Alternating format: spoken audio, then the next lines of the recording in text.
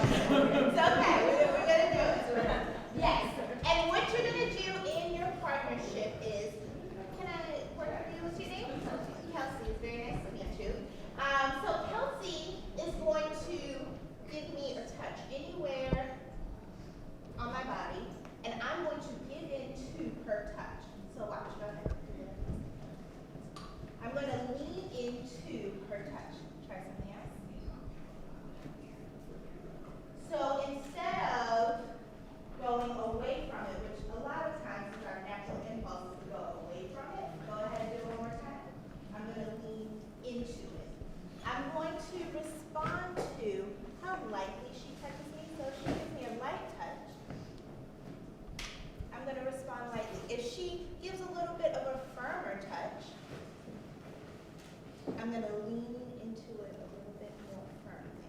I'm not going to choreograph, so I'm not going to choreograph. I'm literally responding. I'm literally just responding to the touch that she gives me, and then we're going to switch after a couple of minutes. Is everybody clear? Yes? Okay, ready? Go.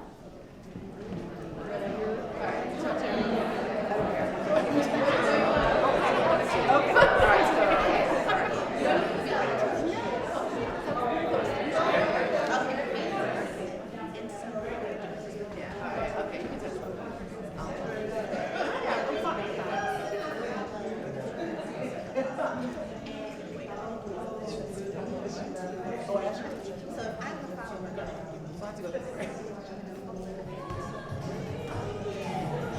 And it's gonna do that. Yeah. I'm going towards.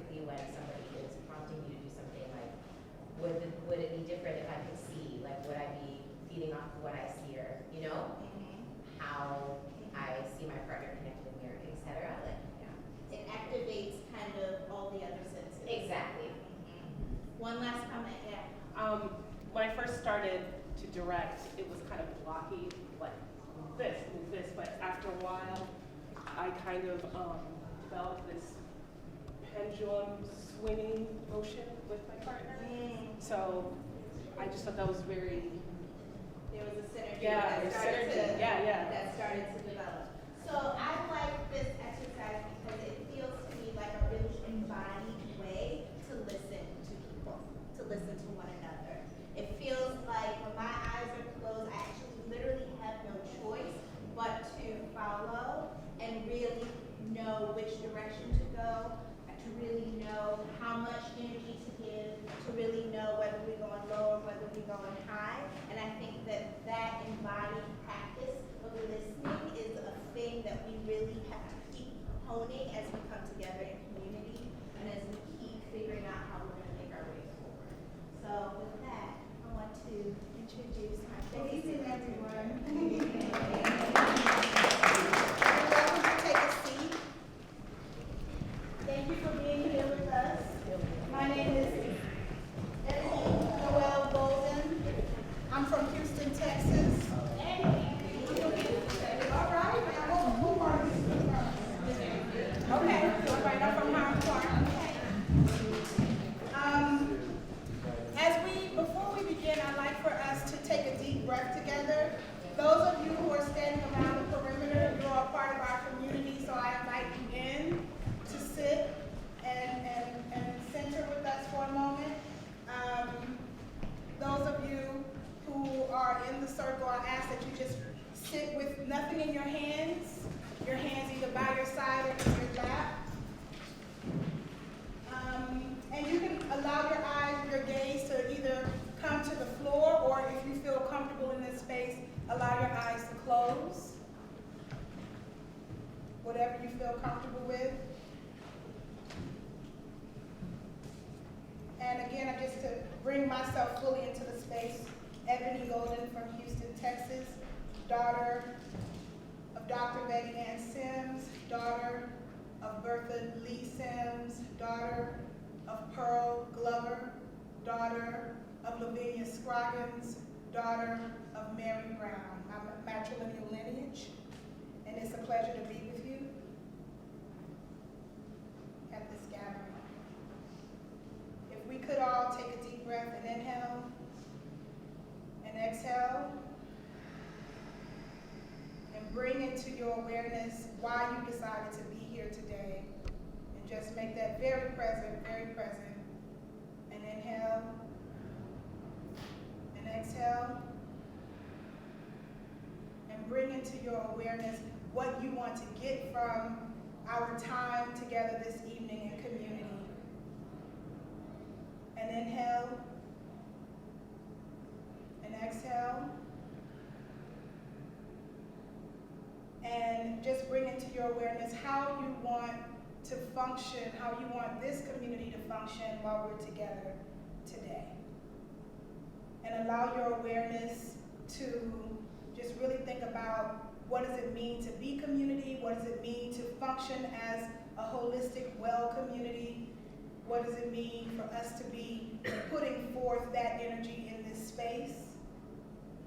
And as we're breathing and as we are centering, we're thinking about the agreements that we want to lift up and deepen and cultivate as a community in this moment in time. And if there are some things that are resonating for you as it relates to how you want to be in community, how you want to show up for the community that we're building here, I ask if we use a technology, just call and response, whatever you feel, you say, and allow us to just, from this space of breath and stillness, speak out what we want to bring into this community as we develop our community agreements together.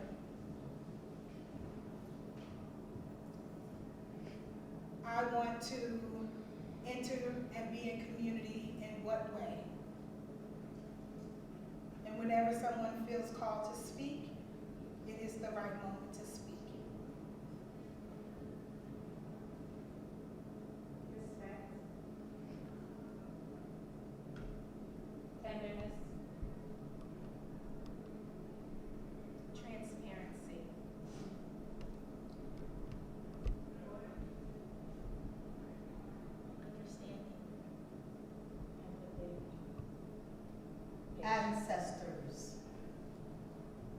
Womanist. Compassion. Light. Empathy. Authenticity. Respect. Integrity. Justice. Compassion. Humility. Resistance. Acknowledgement. Patience. Listening. Work.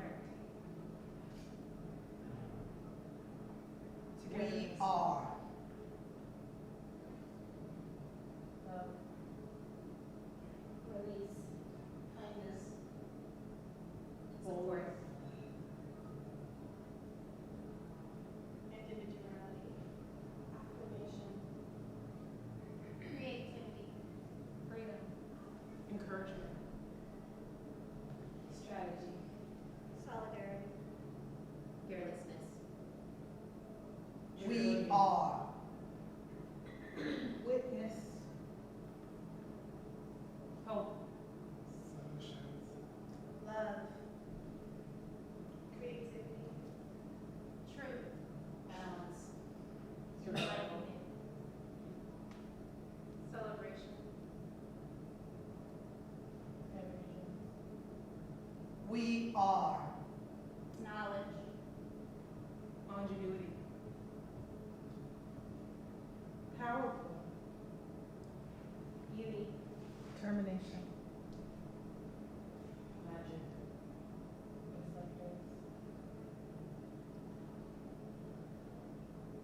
Fearless. Joyful. Family. Resourceful. And I ask that we all take a deep inhale together. And exhale. And if someone feels comfortable to just share what our community agreements are from the list that Sydney and I made, in addition to what we've offered, we will be activating and implementing these agreements as well. Does anyone feel comfortable saying one or two of these and kind of letting it resonate in the room? Yes, please. Yeah, no, please. Yeah, come on in. Hi, everybody. You want to say your name? I am Felicia from Toronto. Hey, Felicia. The first one, so community agreements. The first one is default to trust. Does everyone know what that means? Understand what we mean by that? Does anyone have a question about that I should ask? All right, Felicia, I think we're good to go. Second one, move up, move back. Does everyone understand what that means? Not literally a movement phrase. Everyone doesn't understand. Can you clarify that? Yeah, so in certain spaces like this, there are folks who are comfortable using their language and their body to take up a lot of space because that's what we do. We talk, we do, we talk, we do. And then there are other folks who take a little bit longer to say, and they, speak a little bit softer and they, wait their turn and do the double dutch and get in the conversation. What we're asking is that you are mindful of the amount of room you take up in this amount of space you take up in the room, and that if your voice seems to be on heavy rotation in the conversation, that you press pause. Not that you're any less valuable in this conversation, but you just press pause and allow some other ways and technologies for communicating to be lifted up, and then come on back in. Come on back in. All right? Thank you. Any questions now? Okay. Actually, can I get some clarification on the first one? Default Sure. to trust? Yeah. So we're here with a good intention in our heart, as the folks that have been working to make this day happen, and as your co-facilitators. So we ask that before coming into the space like we are fighting against each other and in some kind of war, that you do trust that we are on a path that is about our holistic well-being and trying to get to a location in the space. And so sometimes in these kinds of spaces, it's important for us to put on our armor and fight, but this isn't a war, we're in a conversation. that is about mutual upliftment and moving forward. So we're gonna ask that you default to that, not let go of uncomfortable feelings, but default to trust. Thank you. Yes. Felicia, you ready? Liberated space. Any questions about that? So with liberated space comes responsibility. You might want to say what you want, you might want to get butt naked up in here, but know that if you do, there will be consequences, positive and or negative, depending on what what's going on at that time. So we just ask that you be aware. That was supposed to be a joke, y'all. Please keep your apparel on. Yes. Just know that liberated space means that you can say and be, but know that you are in a community where what you do has an impact on the next person. Okay? All right. Yeah. Take care of you. Any questions about that? Or comments? Or explanations? All right. And the last one is listen for understanding. Everybody cool with that? Okay. Thank you. Thanks. Wonderful. Thank you. So before we go any further, we would like to bring up our co-sponsors and partners that have helped to make this thing happen. And 1 minute to just, do your thing, say your thing, and then we'll move forward. Thank you so much. Hey everybody. Hey. That was so low. We just had this magical experience and the energy was too low for me. So hey everybody. Hey! That was somebody from Houston, somebody's gotta be from Queens, Brooklyn, Bronx. I need all of that energy tonight. Can I get that? Yes. I was like, we went back down low. Can I get that? Yes. All right, my name is Indira Goodwine and I'm the managing director of Camille A. Brown and Dancers. And it is my pleasure to welcome you to the 4th gathering. So we're really excited about this year and being able to have all of you join us today and have our co-facilitators, Ms. Sydney Mosley and Ms. Ebony Noel Golden. So please give it up for them.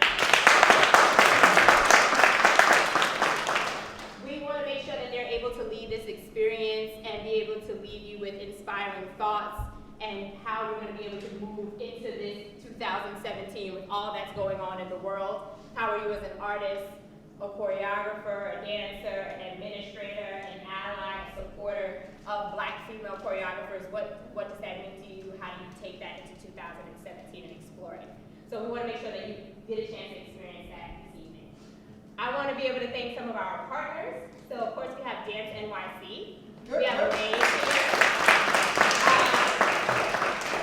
Renee, who was from the field. She was giving some of the workshops earlier today, which I know some of you were able to participate in. And she was just amazing and great, so I want to give her a shout out and respect her as well. Tina Gibney and Gibney Dance, which is the space that we are in right now. They've just been so generous to us in hosting and helping us to really be able to facilitate in the way that we want to. So we want to honor and respect and say thank you to them as well. Elaine is here from Dance NYC, and I want to give him an opportunity to just talk to you a little bit, and then you'll see me for another moment before we really jump into more of the gathering. So, Thank you all, and I too just want to offer my thanks. I'm really pleased to join in welcoming you to New York and to the gathering, and we're very proud to partner with Dance NYC's advisory board member, Camille A. Brown. Camille A. Brown and Dancers, the field and Give Me Dance on this important forum. With this partnership, Dance NYC acts on its commitment to fostering equity in the field and addressing inequity, gender, and racial inequities that we know exist and are underscored by our recent research report, State of NYC Dance and Workforce Demographics. And I'll offer that as an ally, I believe this work of coalition building, this work of advocacy gains urgency in the current political climate. I'm glad we're here today. All of Dance NYC's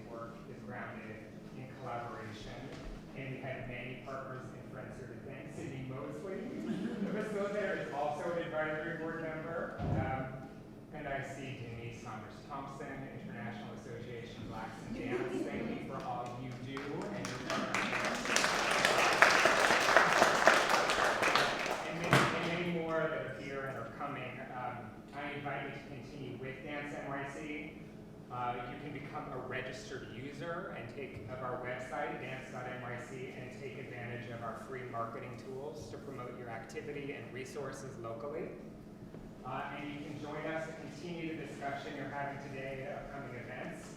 We're pleased to offer all of the gathering participants a 60% discount to our annual symposium on March 5, which will focus on the topic of cultural equity, particularly as part of the city's ongoing cultural planning, and it will put that planning into conversation with national voices. You can register at dance.nyc, and there are flyers, I believe, with a discount code on all of your shares. I hope you'll join and spread the word. I thank you for being here tonight, and I thank you for all you do and will do for dance. Thank you. Thank you, Lane. And I just have a few more people to thank. So Jay and Alejandra from Dance NYC, you guys are like behind the scenes, but you really helped with the organization of this. It's all right, I got you, man. We're working it out. I also want to thank the advisory board, which includes Cynthia Oliver, Paloma McGregor, Maria Bauman, Marjani Forte Saunders, Nia Love, Michelle Gibson, Crystal Brown, and Amara Taylor Smith. And so I want to just acknowledge all of those women because you have been supportive in making the gathering happen from the beginning, from its inception, and working with Camille to really make this come to life. And so I want to honor all of you ladies who are present or watching us virtually. And speaking of that, Adorumi, who is over here, she is live streaming for us, so hello to everyone who's watching on the live stream. So for all of you, she's a part of the community, so you can acknowledge her as well and make sure that she's inside of everything that we're doing. Rary Photography, so you will be shot this evening, so strike a pose. She's ready for you. Any angle you want, she's ready for you. So I want to acknowledge her as well. Ashni, who is our social media manager for Camille Brown Dancers, she works a lot with our social media, and I encourage you all to tweet and do Facebook and all of those great things so we can keep the conversation going beyond these walls. I want to thank Mama Brown. That is Camille Brown.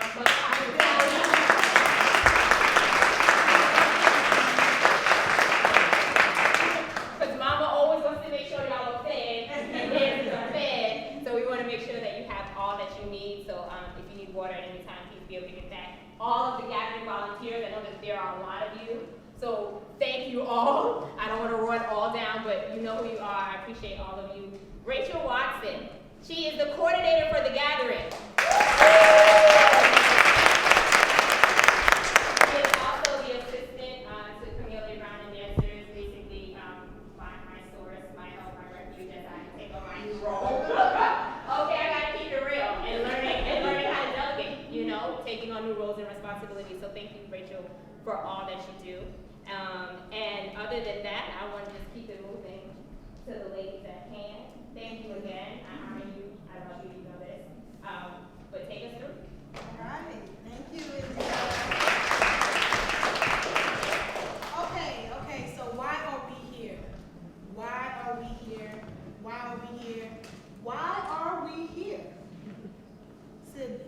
Yes, why are we here? Why are we here? Let's get to it. Let's get to it. So this year is, as the year already said, the 4th year for the gathering, and it has been an opportunity each year for us to come together as a community of Black women dance artists, or our allies and friends, and to talk about what our needs are, to talk about what resources we might have to offer, to talk about what the issues are. And I feel like we've come to a place where we're real clear About the issues. Yes. So today, we gonna figure out what we gonna do. Yes. Okay? So this year, we are really trying to focus on what is already happening, what is already working for all of you who have found ways to create your work, to get it out there, to get the types of jobs and opportunities and resources that you need, and we want to share that amongst each other. We also want to, if we haven't figured some things out, to really problem solve and figure out, okay, we have all of our brilliant minds and bodies here today, right now. What are we going to do, and how are we not only going to come up with a plan for action, but how are we going to see it through into the future? So yeah, this is the thing. We get into spaces like this, and we take a lot of time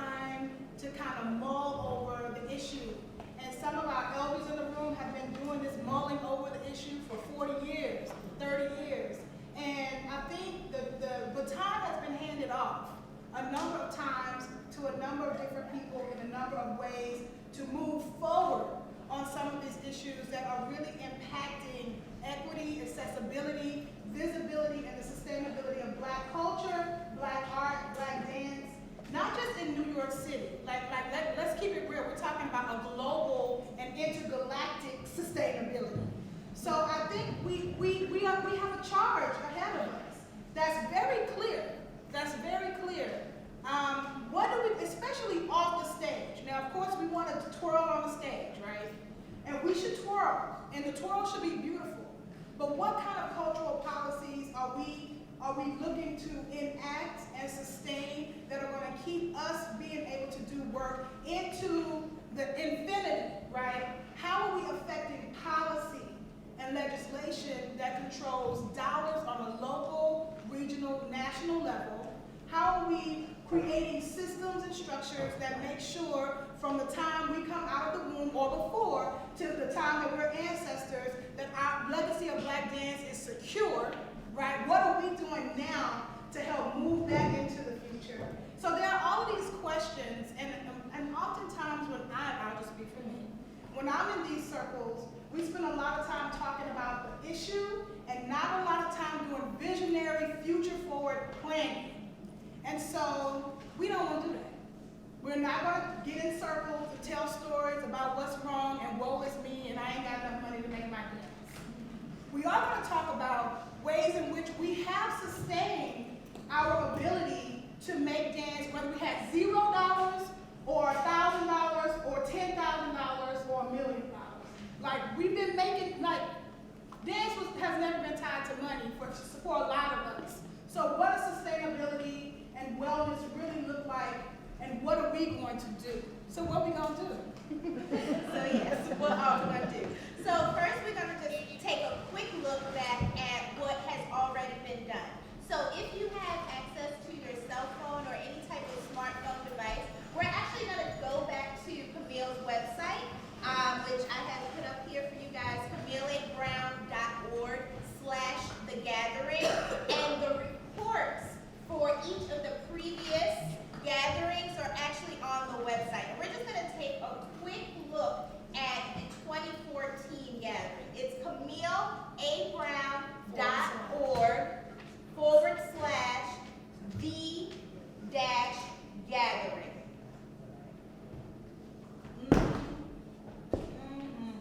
When you get to the page, if you scroll down to the bottom, it says The Gathering 2014, and you can view the report. So we're clear that you're not going to have time to read everything, but this is already a resource, right? So we want to come at this from an abundance, asset, resource-based perspective and approach, and know that this report is probably in conversation with what you already know about the state of sustaining Black dance in the world. So yeah. So, yes, Is there a Wi-Fi?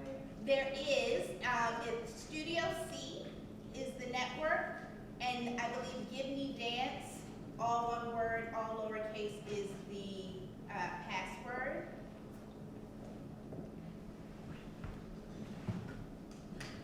Everybody can do a little shoulder shimmy when you're ready, when you found it.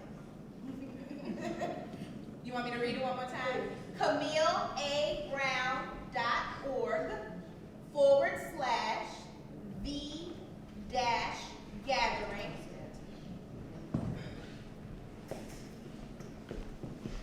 You'll navigate, hello, welcome, to the bottom of the page under The Gathering 2014. We can view the report and give a little shimmy because we got a report. Yes. And if this is causing you a little bit of anxiety, no worries. Just take a picture of it or take it with you, and we're going to keep moving forward. Yeah, we're going to keep moving forward. But we want you to know that it's there, and we're going to, Sydney's going to give a little bit of a redux of what's been happening. So in this report, we have named what our collective values are, many of which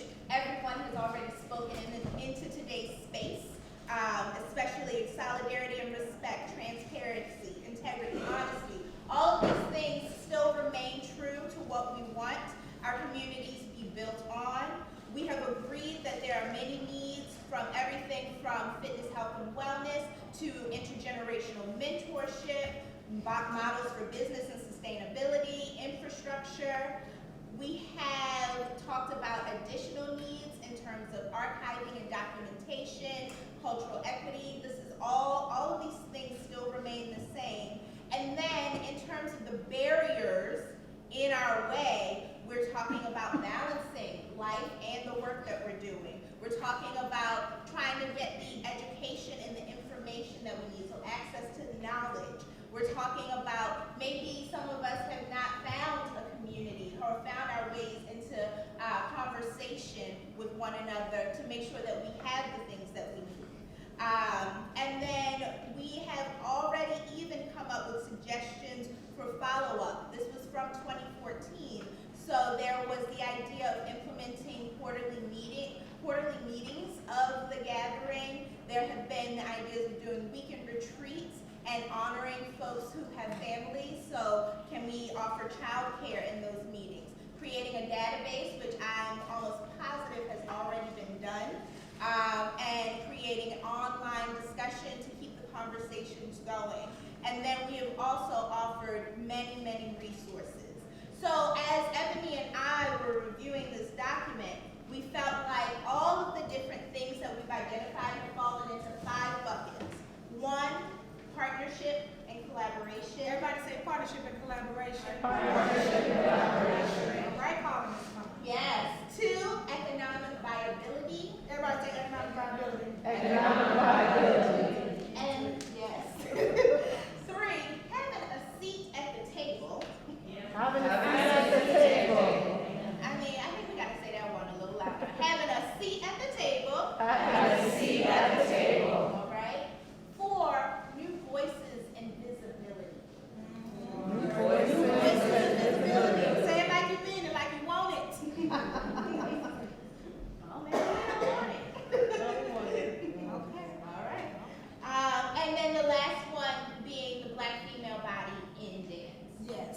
Being Black black female body body in dance. Yes.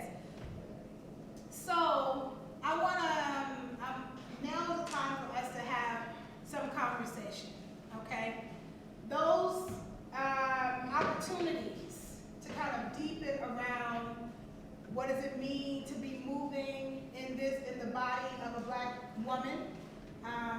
What does it mean to be needing mentorship, visibility?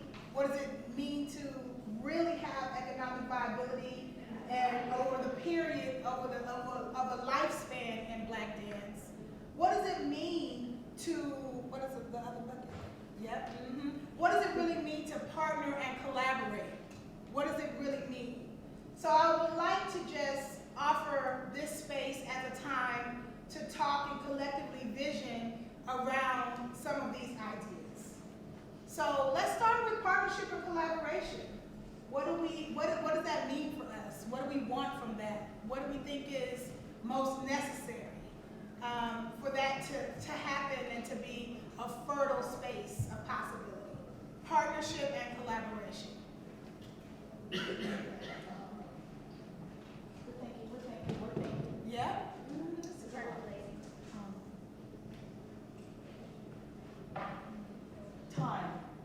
Time is always an issue because there's so much on our plates and at times we need to have a moment to figure out where we are, how long we've been there, and how can we move forward or bring people in or go where they are. It's so difficult if you don't see it with time.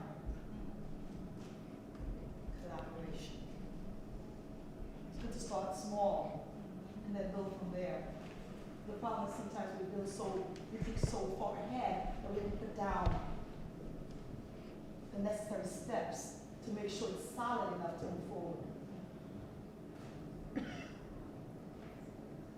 Knowing who the people are who have your same goal, who it would be beneficial to partner with. Can you talk a little bit more about that? I think that sometimes we see people that are in our circle and we assume that partnerships can work or collaborations may work, but we're not really sure about what other people's goals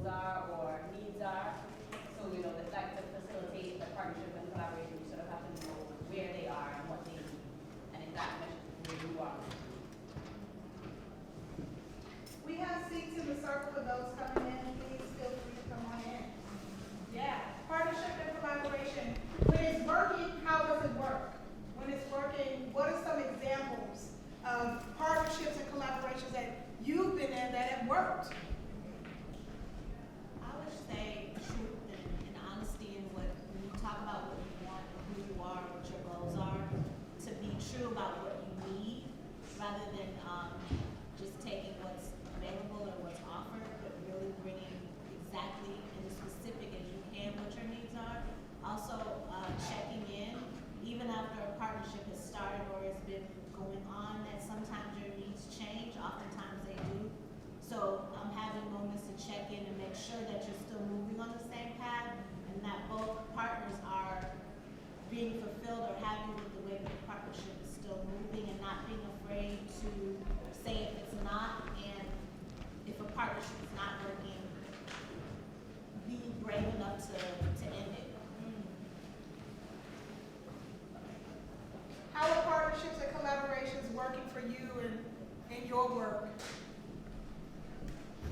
Who are you collaborating with, or how are you collaborating and partnering?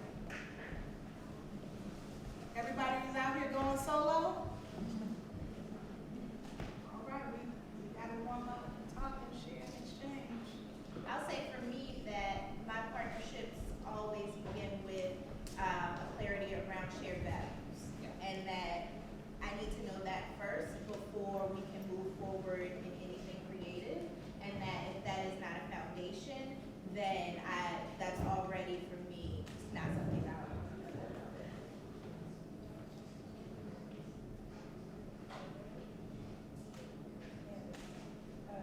Shared artistic vision to some degree. It's funny, like, I'm actually in conversation, I just started a conversation today with an artist about to collaborate with.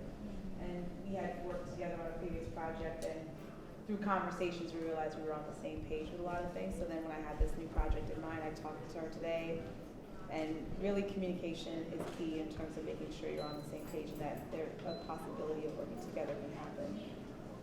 So.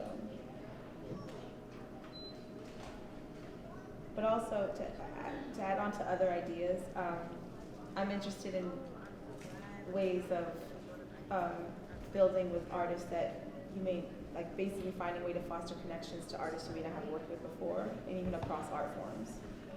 I'm not sure how that would look, but giving spaces to connect with artists that you may not have worked with before, or having some type of cross collaboration outside of your circle, or extending a little bit beyond your circle to see what possibilities there are. So I want to ask for a volunteer who language may not be their first language, like words may not be their first language. If someone feels comfortable to come into the space and move what a good, instead of speaking it, or with words and movements, show us what a positive collaboration and partnership could look like. Who feels bold enough to do that? Bold dancers, we're all bold. It's Well, not what we're gonna do. What we can. Maybe. Who will? Come on, Marvin. I'm gonna ask if you could come into the circle. I see a partnership forming. Yes. That's Okay, but come on into the circle so we can all see you, and so we can get you on live stream.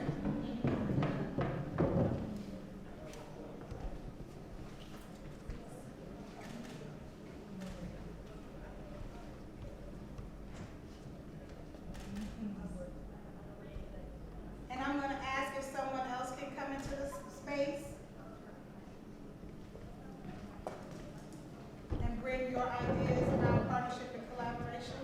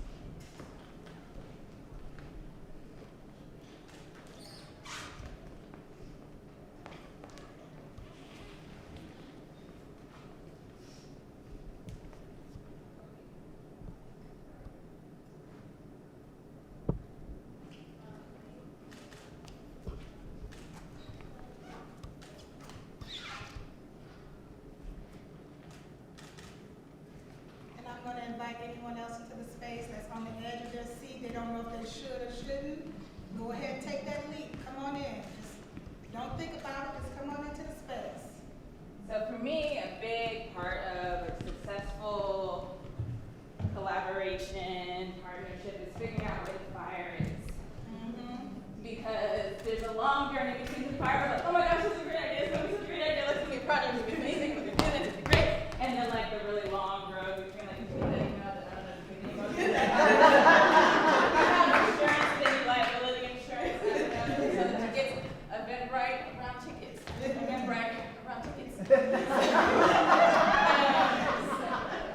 And sometimes we have to come back to what that fire is to remember, like, why are we doing this in the first place, what was really interesting, and also talking about, like, what are you not so good at? I'm not so good at replying to emails. I see the email, I have a thought, and I think about what I would say back in the email, and I'm like, well, I want it to be like a nice response, I'm gonna wait.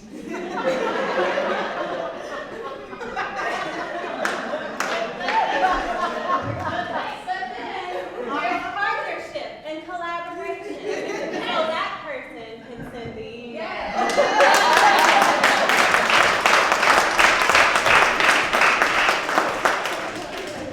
All right, okay, all right. We're warming up, we're warming up. Yes, please. Yes.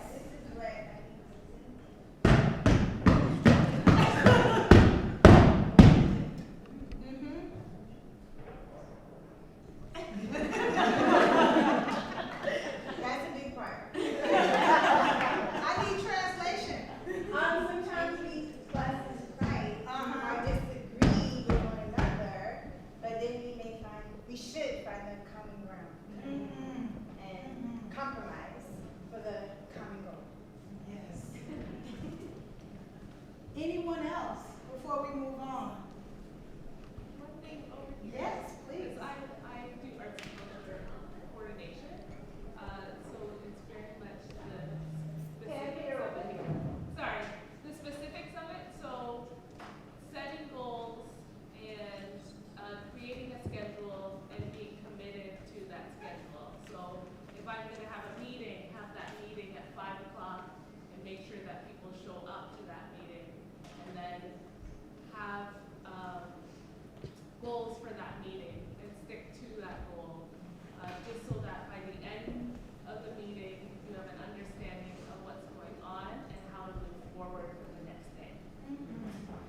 There's an organization called Alternate Roots that's based in, working in the southern region. Their office is based in Atlanta, Georgia. They have a process called Partners in Action. And they have a great rubric for how partnership and collaboration can happen. So you have the artists, and you have artists working at a certain scale, and you have community-based artists working at a certain scale, and I don't mean to do this and this. You have folks working at their levels and at their scales, and you have people who are intermediaries that help those conversations to happen. And so it's, I think one thing that I'll offer to this aspect of the conversation is that there are ways, there are blueprints, there are people who've been doing this for longer than, you know, some of us in this room. So it's a good part, a big part of collaboration and partnership for me is research and learning. And figuring out what's there and who's been doing it and going and sitting with those folks and saying, thank you for your work and your service. I would like to learn something from you because I'm trying to do something that you did 30 years ago. And that's been helpful for me in understanding the ground that I get to walk on because of the work that other people have done and being able to expand sometimes or deepen what they have been able to do through partnership and collaboration. So let's move on. So that's the first bucket, partnership and collaboration. Let's talk a little bit about economic viability.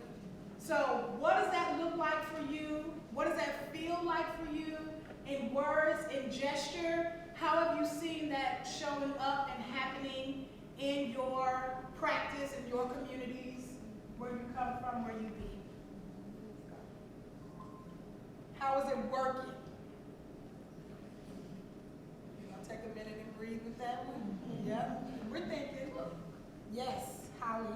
Hi, Ebony. Hey, bud. I'm Holly, and when I hear that question, what I think about is maybe who's in the room and where they are as artists, and maybe even the age range. Because I think of myself at, 21 versus 45, and how that idea of economic viability has shifted a lot over those 20 years.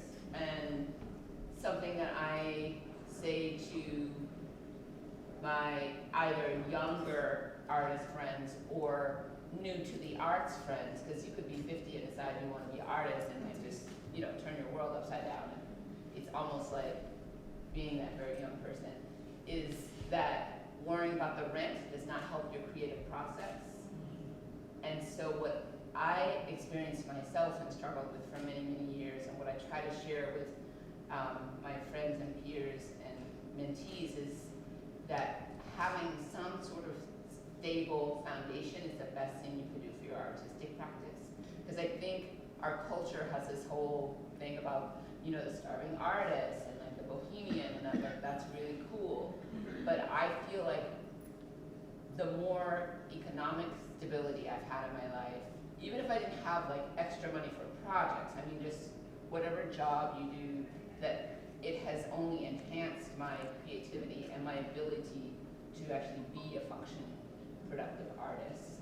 So, and I've told other friends, like one of my friends is like, I don't know what to do yet, and I was like, you just need to get a job. And I was really serious. I told this person, you need to get a job for 2 years so you can feel what it feels like not to worry about your rent every month. Because they were living on like $8,000 worth of grants a year. And I was like, how are you doing that in an urban center? Like, how is that even possible? And doing things like, I used to have in DC, I live in DC, I used to have a 2-bedroom apartment.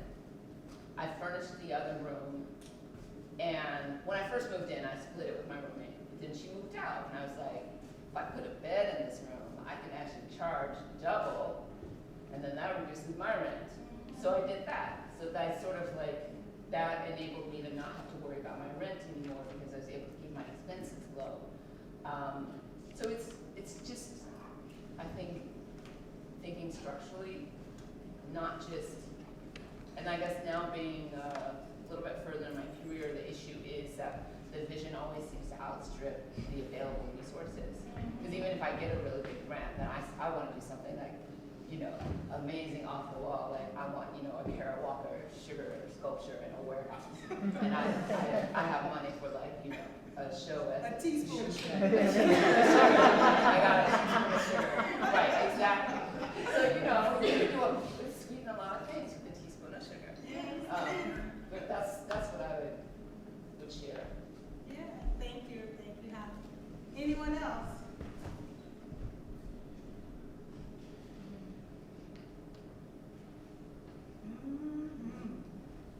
Economic viability. How are we turning them dollars over in our arts community? How is that happening? Ooh, it's quiet. Anybody got some movement or a song that you want to sing about this? Is it quiet because it's a sore spot? No. No, I see some yeses and some nos. Would either of you like to elaborate? Said yes.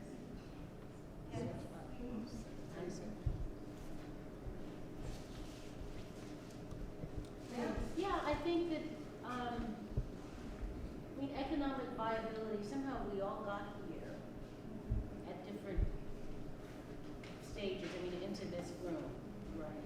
And so, I think this is my first time. This So- is Bibi Miller. Yes. Yes. Thank you for being here. Totally. Thank you.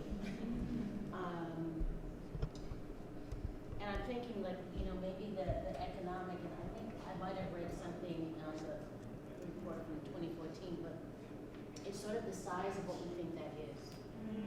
And level, we were all able to fashion a way of being here. And just looking at that example, whatever size, whatever it took to be here. So, some sense of what, are we thinking that it's just out of reach? Are we thinking that I'll never, it's like, is it about the struggle that defines us, or is it about like kind of finding where our feet are actually? So I feel I've been fortunate to be in this field long enough to feel my feet. But I think that there is something to say about just the daily discovery of where my feet actually are, that we are having to on a physical, central basis. That's what. Thank you.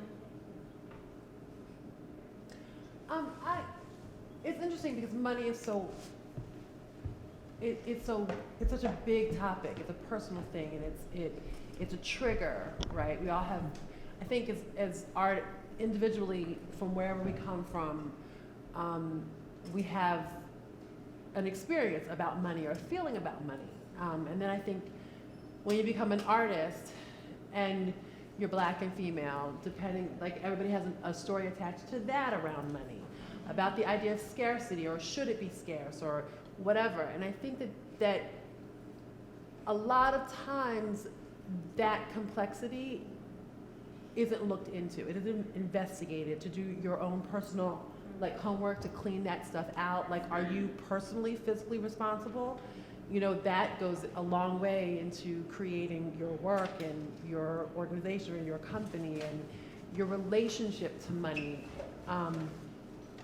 I think it's something that we might want to look at, because there's stuff that you need money for, and then there's stuff that you don't need money for. And I think that there's a mythology around, like, if I just had this much money, then I would be able to do that. And then people get that much money, and then sometimes they're not able to do that. Do you know what I'm saying? So is it the money, or is it something else? And I think that that's something that as people and artists and as a community, we can unpack more.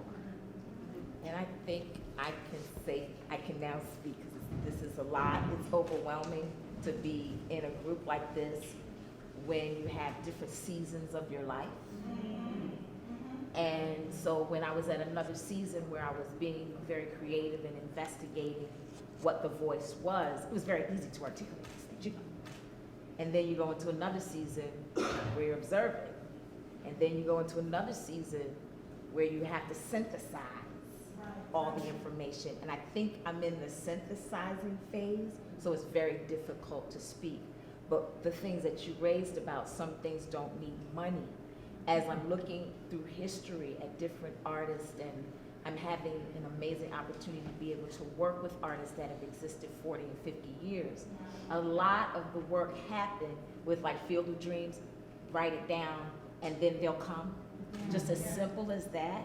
And I think writing it down, making it plain, like you're talking about the business plans, and we have these strategies and outlines, these things are really, really good.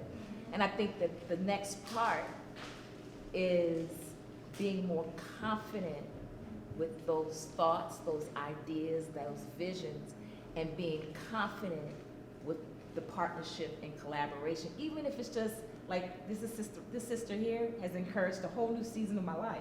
And she just calls and says, "Are you doing this?" She'll text and say, "Did you do that?" And that has been phenomenal. I mean, shifted the whole dynamic. And so this gathering is extremely important. And thank you for your patience with us that have difficulty speaking, because I can close up and be in the shell in the cocoon and watch it and be just entertained and be like, yeah, I have tons of notes and not say a word. But it's another season. Here. Did I miss anyone? Here. Okay, 1, 2, 3. Yes. Yes, ma'am. But I think it's really important what you said about being in the different stages. Like, like I'm in the synthesizing space as well. And so with each of the ideas that you're presenting, I think that there's everybody's in different stages within the idea. So I find that I'm sitting here because I'm trying to figure out what stage I'm at inside of the idea in order to reflect outward something, you know, but so that might be something we can look at, is figuring out how to, I don't know, if there's people in different stages of a particular idea, maybe we can work in those stages and then do something like that at some point. I don't know if that's supposed to say, but. Well, this is on purpose and intergenerational space. We Yeah. are literally talking across time on purpose. And I think it's important, you know, because I think some like scrappy startup artists, right, have some ideas and strategies. If you know, if they just could get in the conversation, they got a lot of strategies. They have, you know, 50,000 followers on Instagram that'll give them $1 each, you know? So I think there is something about being in a space at a different stage or, you know, between stages and trying to figure out, you know, who's in the room and what we can do collectively. But I don't want to I just jumped in. There was a 1, there was a 2, and there was a 3. Looking back to move forward, I tend to use all my elders as my guiding. I don't do anything without them. That's my collaboration. Yep. What you're mentioning about how do you move forward? I don't like reinventing the wheel. I go back to find out. I've been told, as far as economics deal with dancers, it's important for us to stop looking for a handout and to create what we want. How do we do that? I've been told, take your company abroad, because really, if you can do that, great, you gain so much more. I've been told to make sure you find a dancer that is a business head, a costume person that does the media part. We have such amazing creative people within our circle that can actually do those collaborations that gives us that wealth. Also, learning to do for yourself and move forward. Make those mistakes. And also making sure when you ask those elders to be there and to assist you and to teach you, that you're making sure you're pulling somebody up with you. Yeah. Which is the next generation, which is a whole other conversation, which I don't want to get into. But economically, we have to stop thinking about that grant. It's good to have it, but how do we sustain it? From what I've been told from my elders, we're always looking for someone to give us. They say, and we make a mistake. Why do they get that new building and you're not in there? What did you not do to be in that building? So I've been yelled at so many times. And when I follow what the elders have said as far as economics, I strive. So I'm still moving forward with that. We all have our gifts. So how do we come together in this wonderful gathering and make sure we leave here with a little bit more understanding that we can actually do this? Maybe you and I together do a project. Next, bring someone else in. Hey, I love the costumes you did for that gig. I love your dancers. I love your choreography. Can we collaborate? I mean, it does take time, but when do we finally do it? That's the problem. Yes. No. Yes. No. You sure? Yeah. Okay. All right. So that was actually the perfect segue. The next big topic is having a seat at the table, talking about equity, accessibility. How do we actually get a foot in the door, or are we creating our own doors to put our feet in? How are we creating our own tables, or are there tables that already exist that we want to be at, and we're trying to figure out how to get there? But what are some of your thoughts and your responses around this idea of having a seat at the table? And it could be a movement response, it could be just whatever's popping in your head.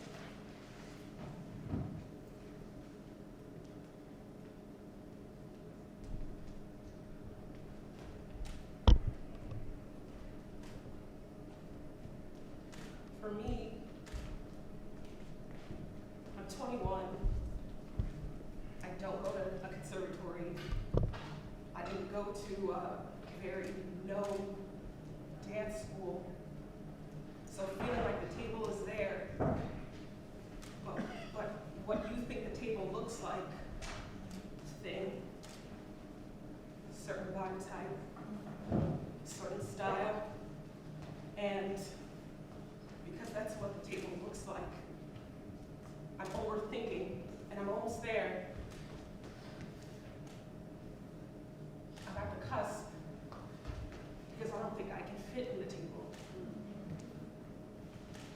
that I can step into the table. And for me, struggling with anxiety and overthinking is this constant, like, I got this, wait, no, I don't. If I said this, maybe. So it's this constant overthinking. So another thing too I think about is that there could be somebody behind me doing the same thing, looking at me. So awareness and looking around, being aware of, are you at your own table? Is there a table in front of you? Are there people at the door waiting to get in? So it's something that I think about a lot. And yeah, I'll just get that on my chest. I'm very anxious. This is my very first one. I don't have any works out or anything. But I'm at a door, and I'm waiting for a table because I'm graduating in the spring for my undergraduate program. Thank you. So I'm waiting to sit at the table.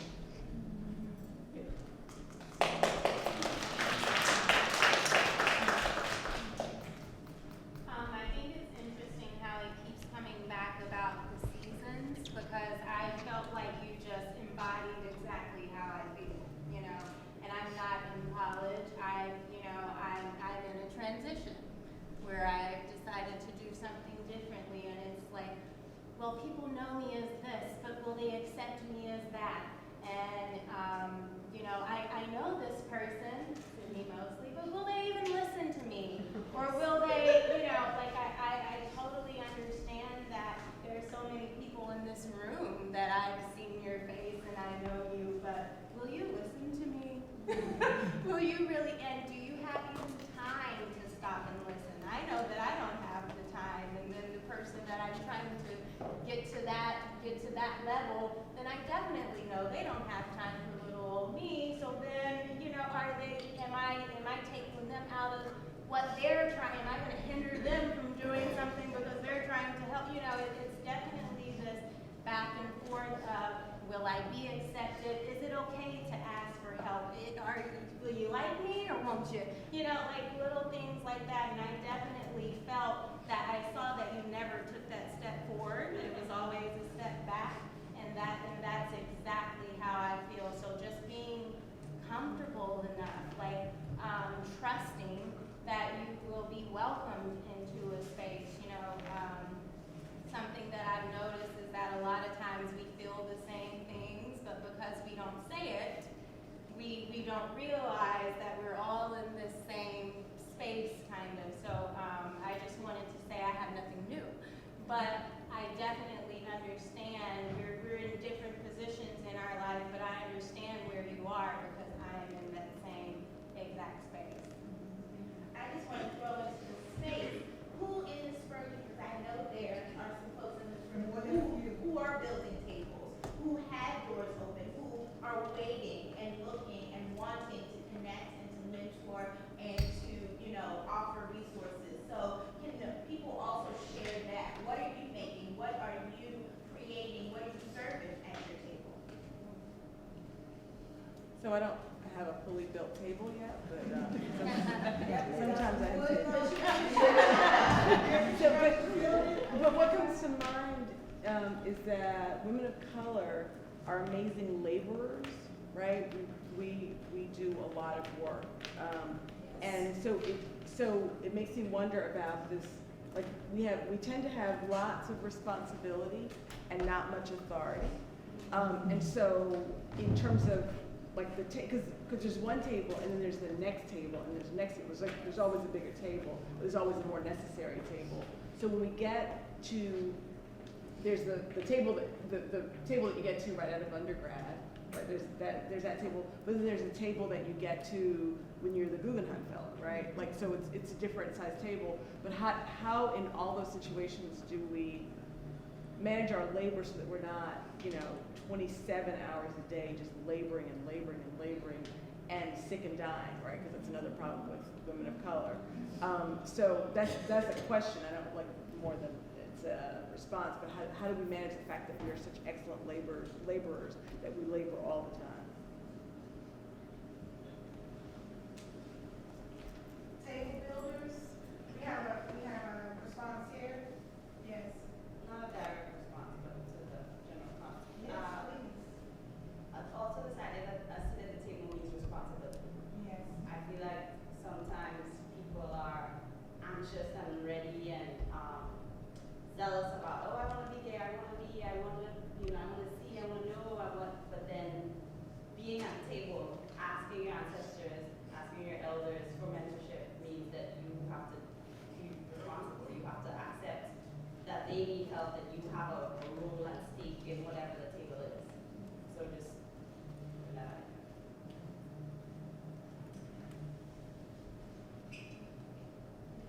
Hi everyone, my name is Simone, and I live in Staten Island. I don't know if anyone else lives in Staten Island. And I feel like when we talk about having a seat at the table, I feel like living in Staten Island, I feel alone. I don't feel like the North Shore especially is connected to the wider dance community. I don't feel like there's a lot of opportunities. And I just know that there are other women of color out there who would just, love the types of opportunities. That's what came to mind when I thought about that. We have 1, 2. My name is Bendu, and I guess I'm trying also to create a table.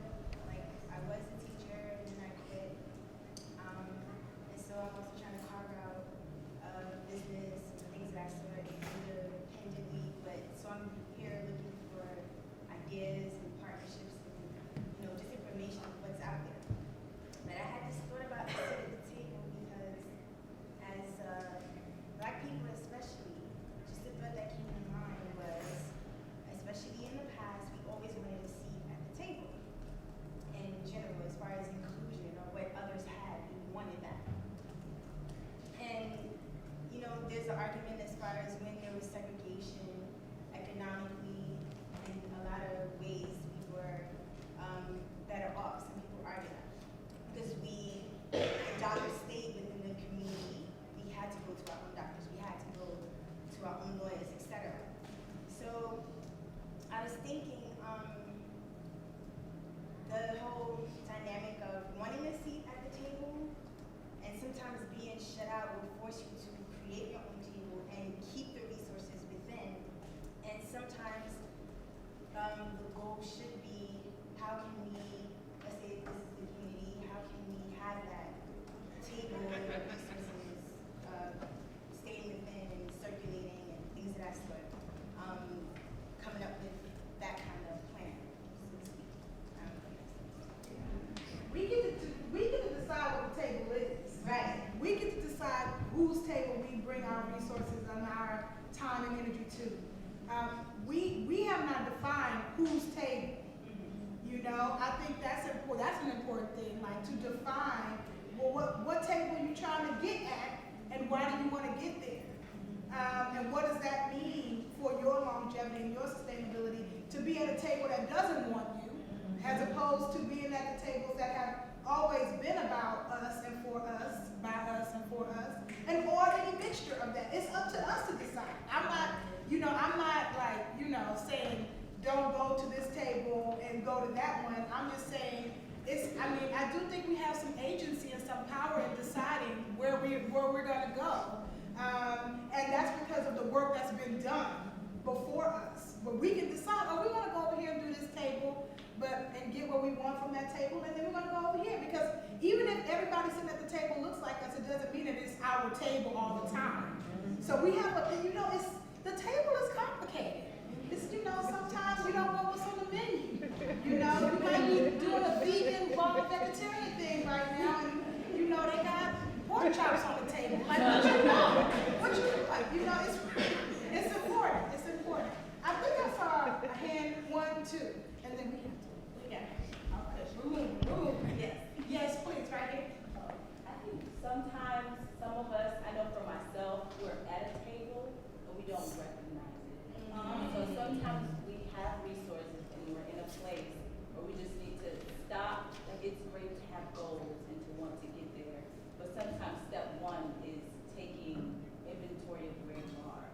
Realizing you're at a table and you have the clout to convince these people that are pouring into this table, hey, what about a table over there? And creating those opportunities that you wanted to create yourself from your pocket or from your, your vision board. You're convincing someone else, like we talked about earlier with partnerships and collaboration. Yes. Sometimes it doesn't look like we want it to look like. And sometimes it's right in front of us and we don't recognize it because we're there. Charmaine Warren, a table builder. Yes. Bless your heart. Quite a long time ago, I was on the Bessie committee, and many times I wanted to jump off, but I stayed on because I wanted to make sure there was a voice for people of color. So I stayed on. Now I curate for a lot of different programs, and not only do I make sure that women of color, people of color are out there, make sure that all these genres are a part of the programs that I curate. Modern ballet, jazz, don't forget ballet, and don't forget tap, and the traditional forms. And because I was curating in so many venues, I started a festival of my own, because I wanted to bring more people to see dance in general. What's that festival? It's in Jersey, it's called Dance on the Lawn. And I have one person that I sucker, well, not sucker. If you're in Jersey, let me know. But Teresa just moved to Jersey, and she's now one of my panelists to help choose dancers to be, performers, artists to be on the program. Dance on the Lawn. Table builders. Okay, yes. And then So, at Dance Cedar Falls, we have a program called Women Who Move Us, which is really about creating opportunities for female choreographers to create works in the ballet area. It's something that Dance Cedar Falls is, of course, about opening up to the idea of what ballet is, to be inclusive, that it's not restricted to a certain group of people or a certain class of people, a certain type of body, a certain type of expression. So the very real need for Dance Cedar Falls right now is to create the choreographers of the future within the Stadium of Ballet. So Women Who Move Us is very much about developing those voices. So I'm casting my net here to say that we're looking for people. We are a ballet company. Ballet doesn't have to be the 19th century. Ballet can be right now. All right. Let me know. And that's Virginia Johnson.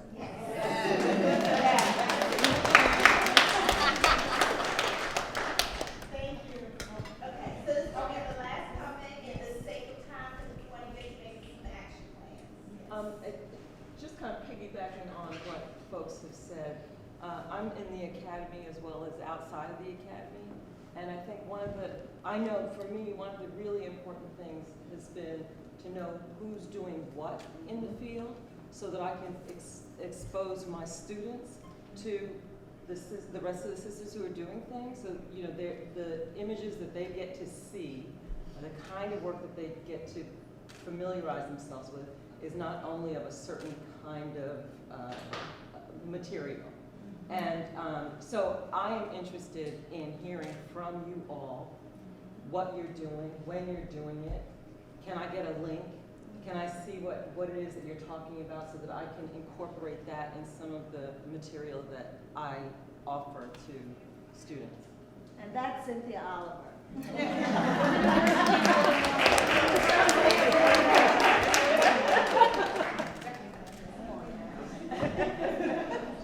So we're gonna jump, I see your hand. Okay.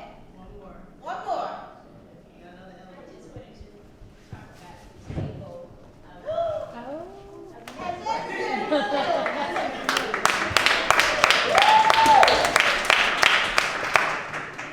This is such a wonderful idea.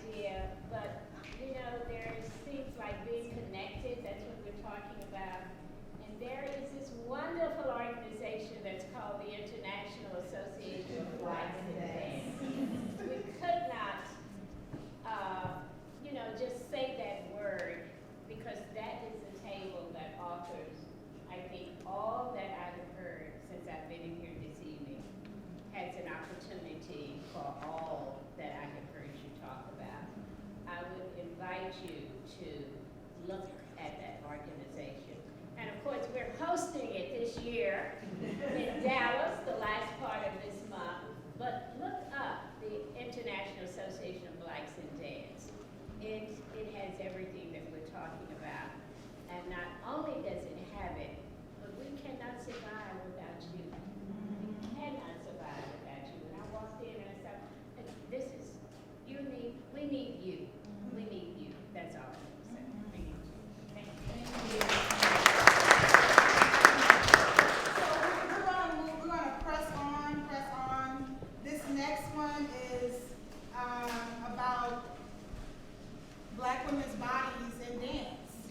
So what if, what we've been, kind of offering with the other buckets and kind of getting inside of these buckets is how have you been navigating? What have you learned? What are the resources there? What's special about, thinking about economic viability, thinking about partnership and collaboration, thinking about all of these different buckets. So let's talk about, Black women and our bodies in dance, all right? As a resource, as an opportunity, as a way of thinking about abundance, not, as opposed to what someone said that was negating the fullness and the opportunity that it is to be blessed to be born in this body, in our Black women form, okay? So I want to just, give a moment or two or three or four, or more, to talk about that. Anyone want to move that, or say some things, or do both, or sing a song, or something? Yes. What's abundantly rich and beautiful about being a Black woman dancing? I think this is I know.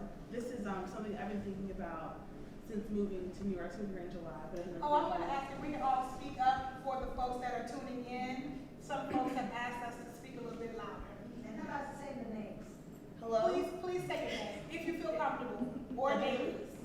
I'm Jessica Pretty. Hello, I'm Jessica Pretty. I go by Jess.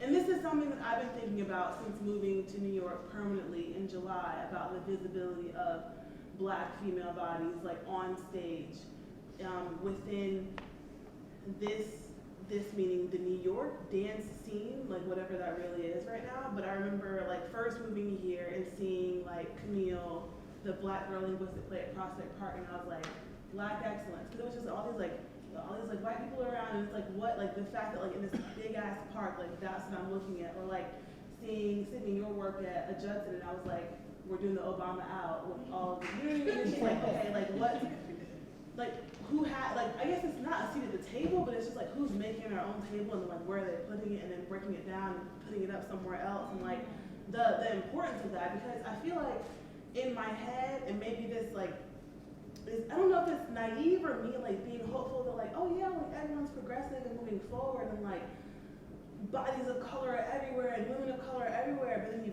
I got here and I was just wow, it's still really white and really post second square, you know what I mean? I no longer know what you're doing on stage. But you have a community, you have a platform, you have followers, you have coin for days, you have Guggenheim and it's just but what are you doing? And so I would seek out these experiences of Black women who were doing things, not only women but men as well, but it was just where are we? And so when I think about my body and performance and me showing my own work, when I first got here, and I was I need to be here. And I just moved from Illinois, and I was no, I really need to be on stage here. But I was damn, I still really need to be on stage here in the village, in wherever I'm showing work, because I think that for the one performance I have, there are still 50,000 performances that are happening for white people and people who don't look like me on stage, and who don't. Who just who aren't, their opportunities are still at a loss because of that. And so when I think about my body, I really think about it's the lack of visibility, or the lack of pathways that I see happening make me more excited to show my work, make me more confident to show my work, not in the sense that I'm like, oh, I got this, my leg is about to be up, I'm about to be turned. But it's like, there's still, like, my body, like, the necessity of it. Like, what is at stake with my body being on stage and having this audience of 70% white people watch me? You know what I mean? Like, what does that mean? Like, what does that mean for the 30% who are of people of color in the audience who are watching me and gonna go home and then try and apply for some more things tonight to get their bodies out there and celebrate their bodies and what they're doing? So that's just something that's a question that's been ruminating for me, especially since moving here, which I felt like would maybe lessen, but it's gotten more heightened once I've seen the platforms that are available, but then, like, you know, like this is still my table right here, like this year, you know what I mean? I don't know if that makes sense. That's all. Hands, ideas, movements.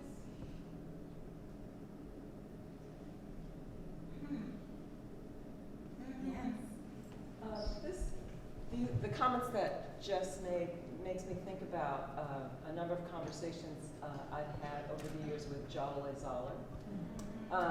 Urban Bushwoman has always addressed and had those kinds of difficulties. One of the few times when I retired from dance,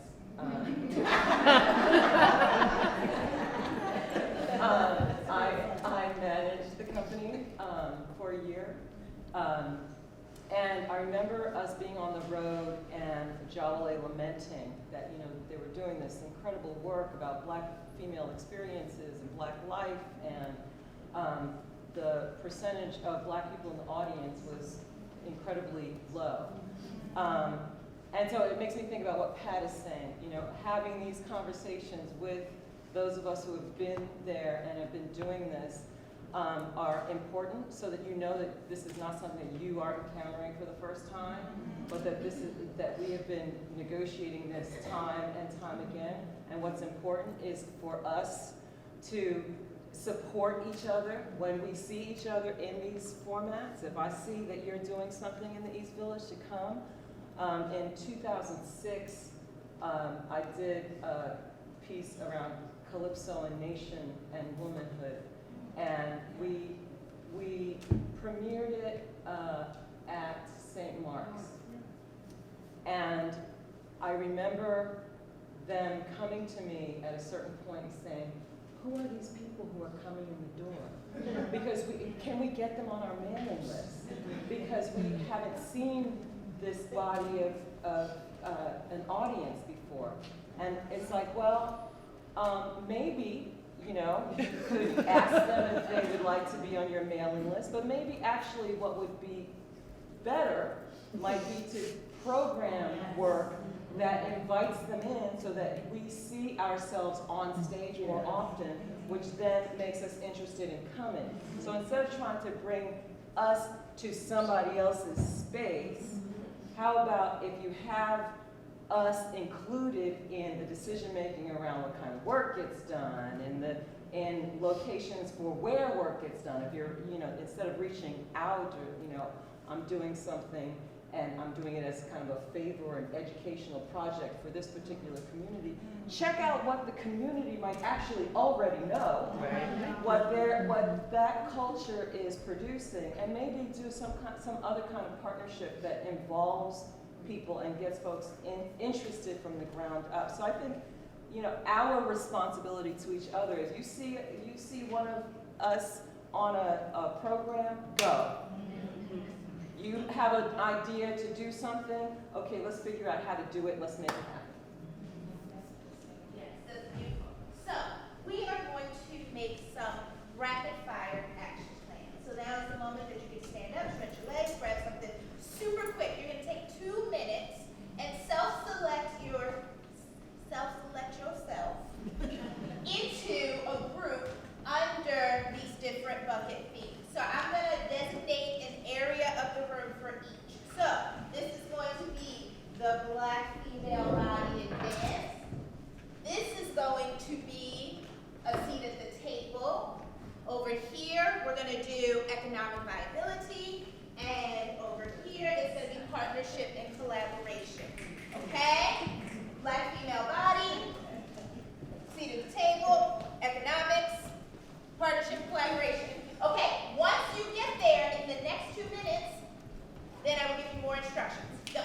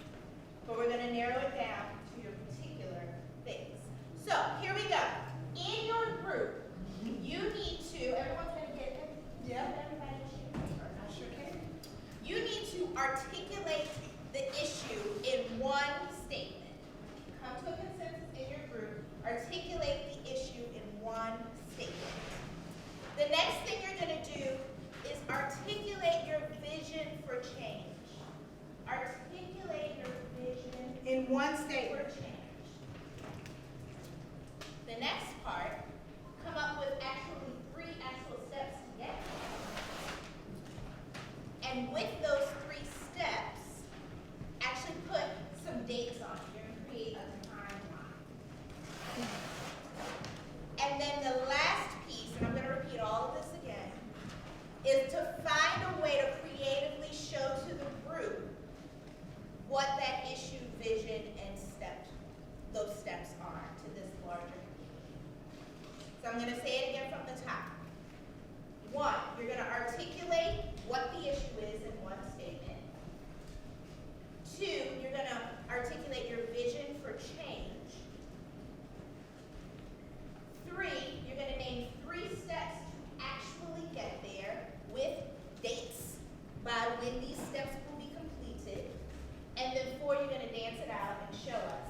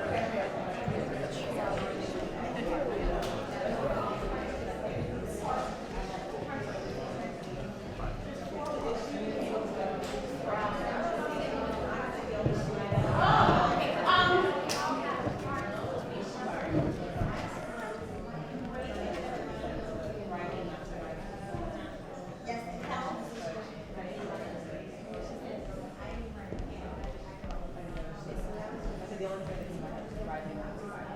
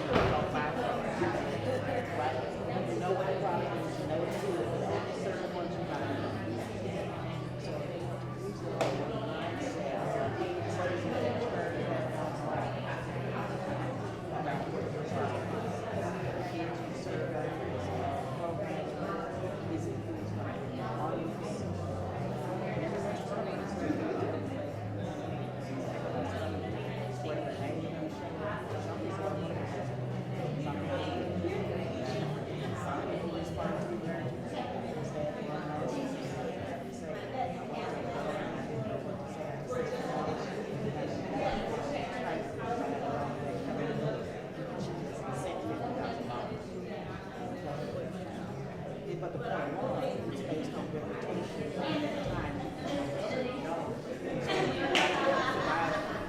How you do it about development is the same thing as reputation.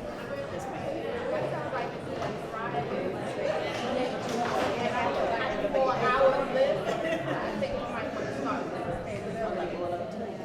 first thing I did was to be my first 30 years ago.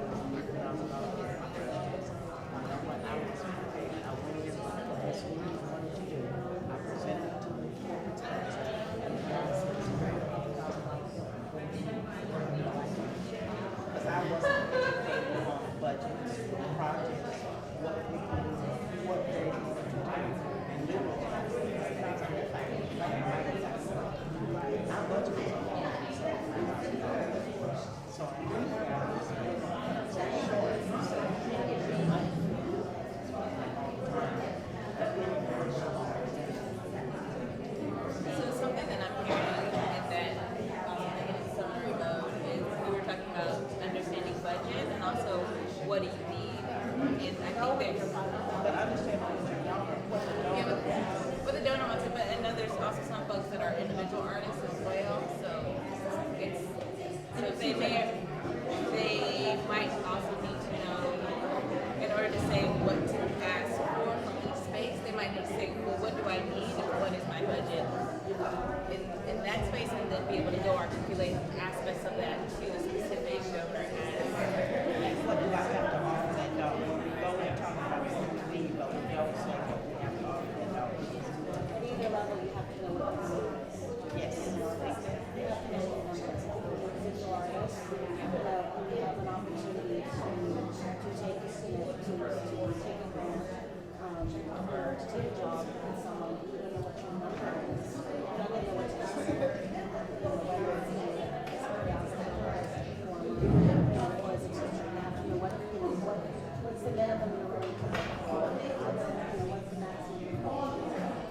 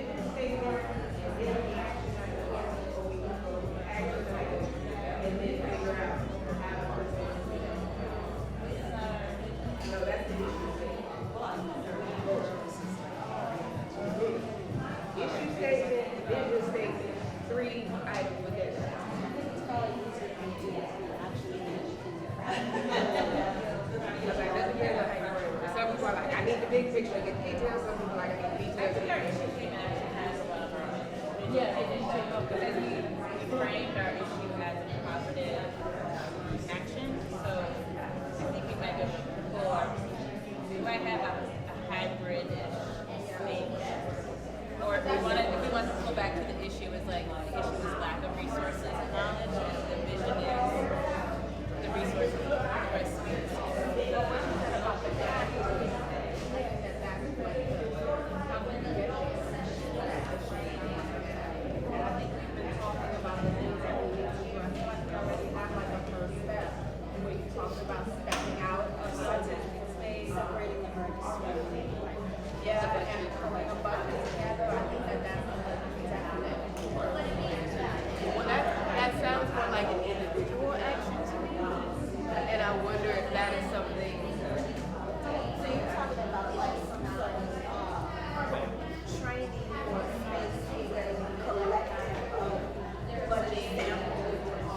place where everyone could go to get this information. When I said for individual action, serious action, collective action, like things that are going to support the whole, or both, and the answer was collective items. So I'm letting you know. So it's the first what I thing got. is make a business plan. That's gonna be collective, right? So I have, Yeah, I think that's very complex. I would say strategic fundraising, strategy for fundraising, it doesn't matter what it is, digital, whether it's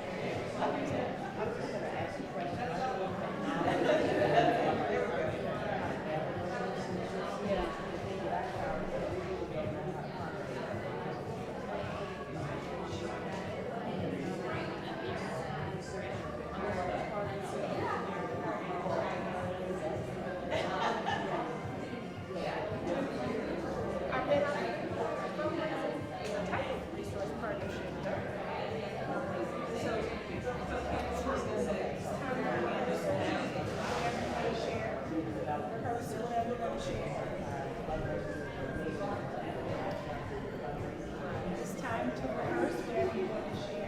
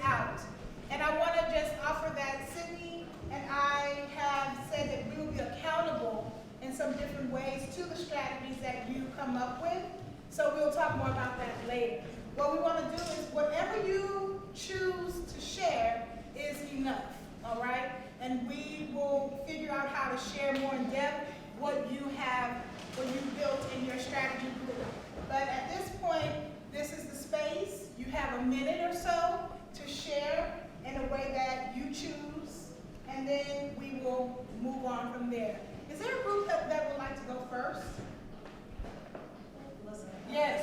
All right, let's do it. Let's give them a hand, y'all.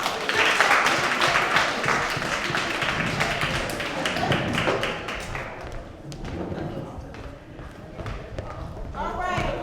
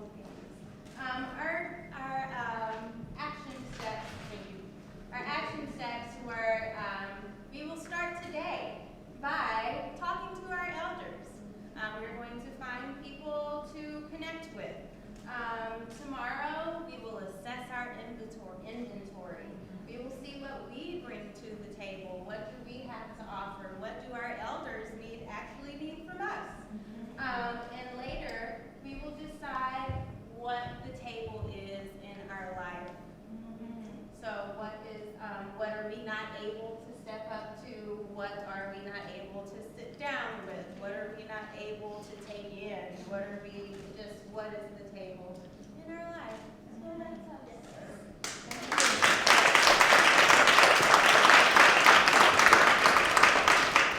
Next group. Camille, you look excited.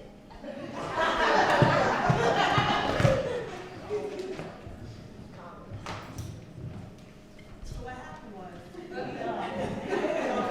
it's rehearsals, we were waiting on the J train.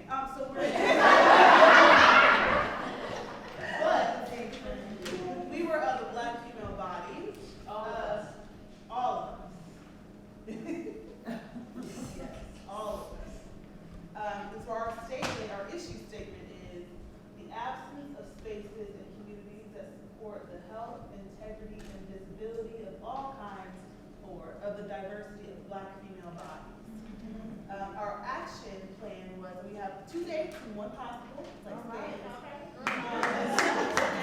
January 2018, a weekend of workshops targeted to Black women dancers that are targeted in different thematic modalities.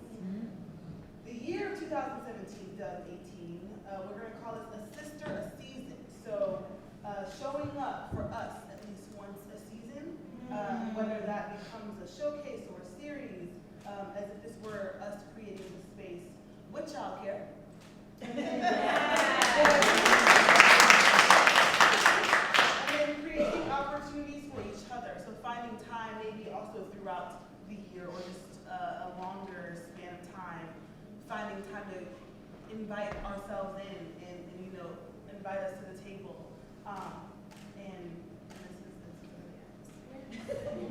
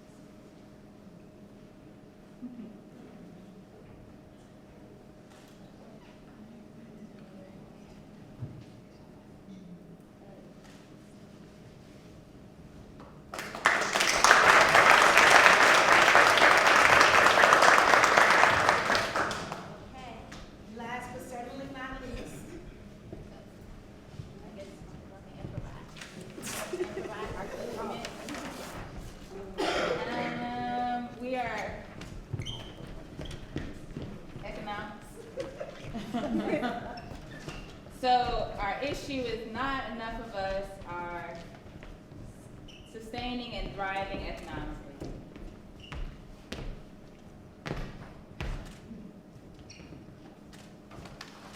And our vision is that we all have the resources to sustain, grow, and thrive, and the knowledge and understanding of how to gather those resources.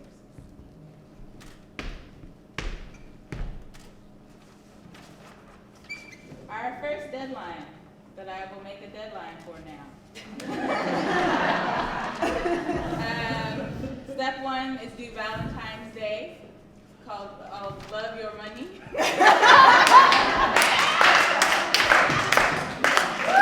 So, you will assess your resources. And that includes your assets, which could be both financial and access to things that you have. Your debts in all forms. Your costs to live, your cost of living, how much it costs you to do what you need to do, and things that you need. That's Valentine's Day. You need to get that together.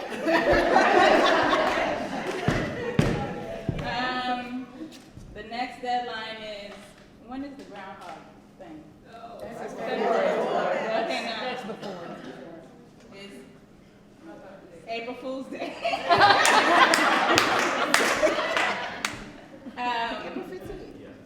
So this, April 15th. April 15th. For your tax preparation. like- Yes, so you need to develop and share or find fundraising skill sets or profitability strategies. So talking about ways you want to gather more resources. You've assessed what you had on your Love Your Money Day, and then you're gonna pick a new, by the next day you will figure out how you want to gather more, or at least where you can go find resources to learn how to gather more. And then the last one, Which date should it be? End of the year? end of the year, end of the summer.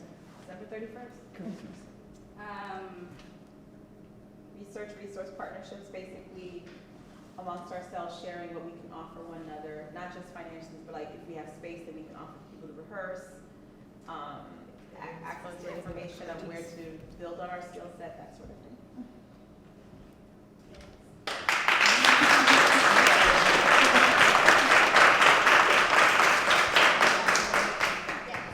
So, thank you all. Let's give us all a hand.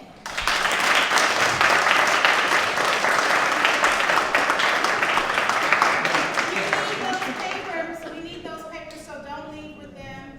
We are starting to come to the conclusion of this year's gathering. There are a few more things that need to happen. If you feel comfortable sitting on the floor, you please sit on the floor. If you want to take a chair, please take a chair. So one thing that has been on our hearts is, okay, so we leave the gathering and then what, right? So we said that because we are about that action, Sydney and I, that we will stay with you in this process of getting to outcomes. So that means around sustainability, there will be an email that says, okay, it's Love Your Money Day, what have you done, right? That means that, we want to think about partnership and collaboration, that somebody might host a webinar between a youngin and an elder that can talk more about partnership and collaboration and the nuts and bolts of seeing that through to fruition. That means that I personally will offer up a webinar or a whole space for a webinar around some of the issues related to this. That means that Cindy has decided to.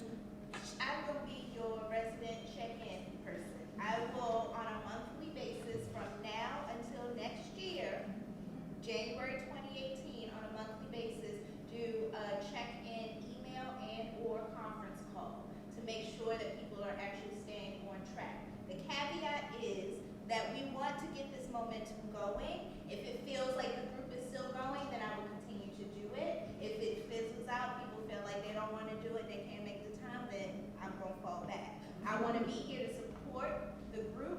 I want us to do the work, and I can help be that accountability, but only if the group wants to do the work. And we're talking pro bono, no money. We're just talking about this is what we owe to the Black dance community. So let's do it. Let's get it. Let's keep moving.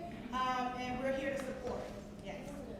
So one very concrete thing that I know you said you would do is Yes. a calendar. Yes, an action calendar.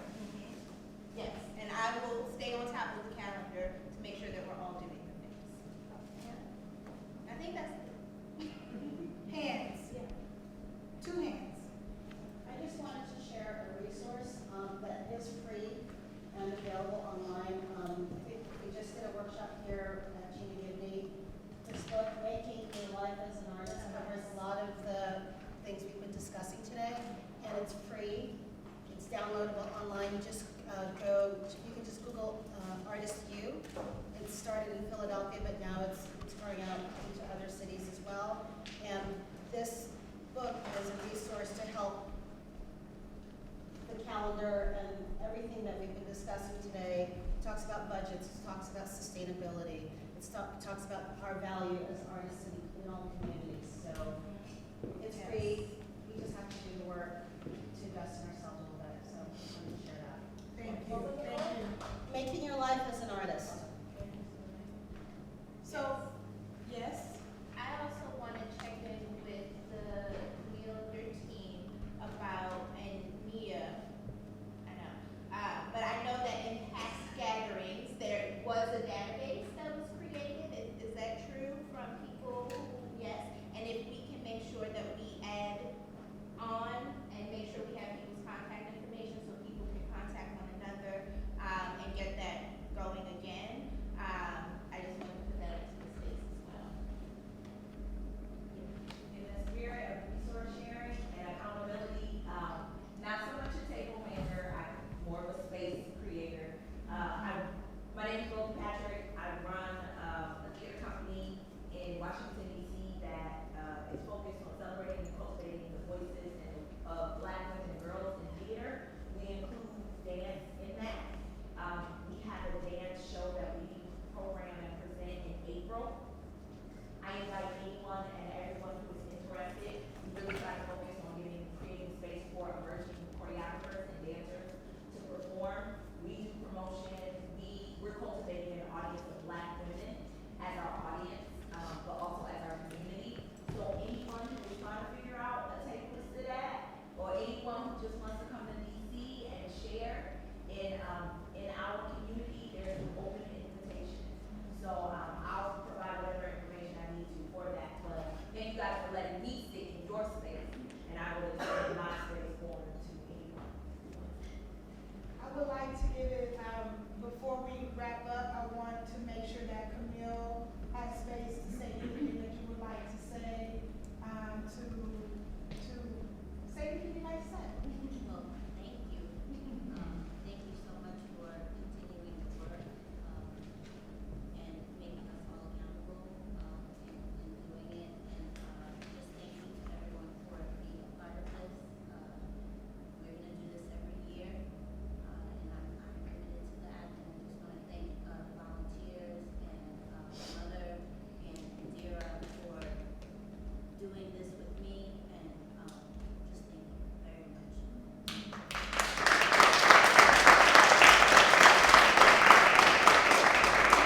So I know folks still have things to say, and we want to be cognizant and aware of time. And we have a photographer here who needs to take a picture of us. The conversation doesn't have to stop, but it does have to come to a pause. So I'm going to ask that this be our last comment for the moment. Then we'll go to then we'll go to taking a photo, and then we will talk and continue to build and make connections after we close. Okay? All right. Please. Okay, so, you mentioned a sister season, and it occurs to me that we are at the beginning of the winter season. Is anybody showing work, producing a workshop, or doing something else that we could support you in this winter? Please let us know. Say it right now. Go ahead. Dance Urban Collective called for Caribbean Choreographers due next Sunday, so you got pieces for the Caribbean. We have lots of pieces. Passing Ancestral Knowledge Law Paca Dance Company at FIT and at Scienceville Center High School, Bang. I share Dance Community Collective and Tamar Kali at Harlem Stage on February 22nd at 7:30. It's an Afro-Punk thing.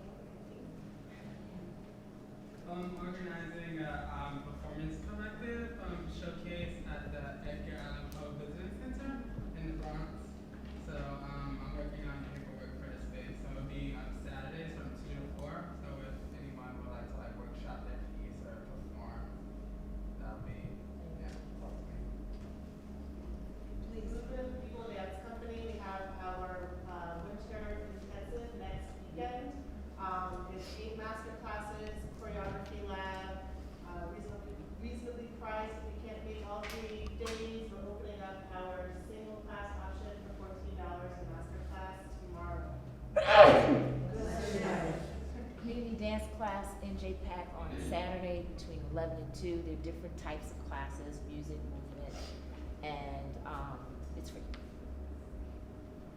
It sounds like this should be an important part of the resource. When everybody is something that's coming up. Yes, yes, it will be, it will be. All right, I think we got the, let's. No, that's what I was gonna say. Take photo? Yes, wrap it up, take the photo. What I was gonna say was thank you again to everyone. But on what Chantel just said, when you'll all receive a thank you and a survey tomorrow, and I'm gonna ask that all of what was just shared to please email the email that's listed there, so that we can compile that, include it in the calendar, include it in future calendars, all of these things that were shared, because it is important and we wanna keep everyone up to date. There are also surveys on the chairs. Please take those. You can drop them in the bucket on your way out. Don't forget about Dance NYC Symposium. And let's take a photo. All right, if everyone can orient